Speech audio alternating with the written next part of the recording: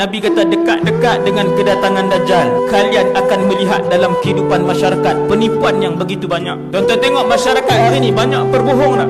Penipuan dan pembohongan hari ini dalam internet, di tempat kerja, dalam masyarakat, dengan jiran, dalam keluarga, berdarah daging dalam kehidupan masyarakat. Setiap hari mesej-mesej tipu atau fitnah atau sebar aib orang ni penuh, sebar merata. Tetapi fitnah dan tipu itu apabila sampai kepada orang yang beriman, maka dia akan berhenti di situ.